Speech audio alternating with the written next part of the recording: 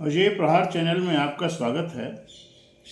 अभी माननीय सर्वोच्च न्यायालय ने एक याचिका में जो दिल्ली सरकार की ओर से दायर की गई थी, उसमें ग्रीन पटाखों की एक सीमित समय तक के लिए अवधि तक अनुमति प्रदान कर दी गई।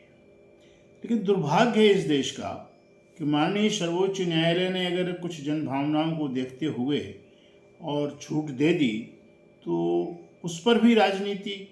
तत्काल एक प्रवक्ता कहता है कि ये पिछली सरकार भी कर सकती थी, वो हिंदू जन भावनाओं के साथ। अरे भाई, आप पर्यावरण देखिए या प्रदूषण देखिए, आपको हिंदू भावना मुस्लिम भावनाएं दिख रही हैं?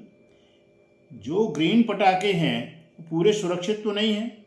हाँ, ध्वनि प्रदूषण में या और अन्य प्रदूषणों में जो पूरा उसका अध्ययन किया गया है, जो उसकी साइंटिफिक रिपोर्ट है, वो ये बताती है कि 30% उसमें कमी, यानी 70% तो उसमें प्रदूषण है और 70% उसमें उन मुकाबलों में जो पुराने पटाखे हैं, परंपरागत पटाखे हैं, उनमें 70% ज़्यादा है, इसमें 30% कम है।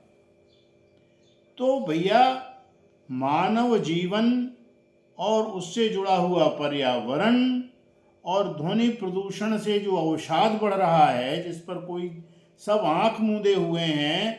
आप मानसिक उत्सव मना रहे, मानसिक दिवस मना रहे, मानसिक कल्याण दिवस, अस्पतालों में मानसिक पर दुनिया भरे की आप परिपत्र जारी कर रहे हैं, और वो जो एक स्थिति है उसके पीछे प्रदूषण और पर्यावरण है।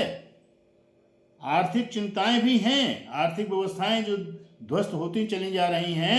बहुत सी चीज़ें थाली से गायब हो गई, बहुत सी चीज़ें तिजोरियों से गायब हो गई। अब मध्यम वर्ग तक की अप्रोच में बहुत सी चीज़ें नहीं हैं। ये सरकार की दुर्नीतियों का ही कुफल है जो 11 वर्षों से निरंतर चली आ रही हैं। और उस पर भी आप जश्न मना रहे हैं कि सुप्रीम कोर्ट में हमने कहा कि सुप्रीम कोर्ट ने ग्रीन पटाखों के लिए अनुमति दे दी।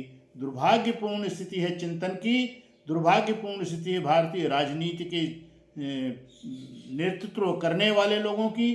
कुल मिलाकर के मानसिक सोच इतना प्रदूषित हो गया है कि हम प्रदूषण की अनुमति में भी प्रसन्न हो रहे हैं। ये बहुत ही निम्न कोटि की बात समझ में आ रही है। और मैं ऐसे बयानों की जो इन ग्रीन पटाखों की एडवोकेसी कर रहे हैं, उसके पक्ष में तर्क दे रहे हैं, वो दीर्घकालिक योजनाओं की दृष्टि से, दीर्घकालिक परियोजनाओं की दृष्टि से पर्यावरण को बढ़ावा दे रहे हैं। दुर्भाग्यपूर्ण है, दुर्भाग्यपूर्ण है, दुर्भाग्यपूर्ण है। धन्यवाद।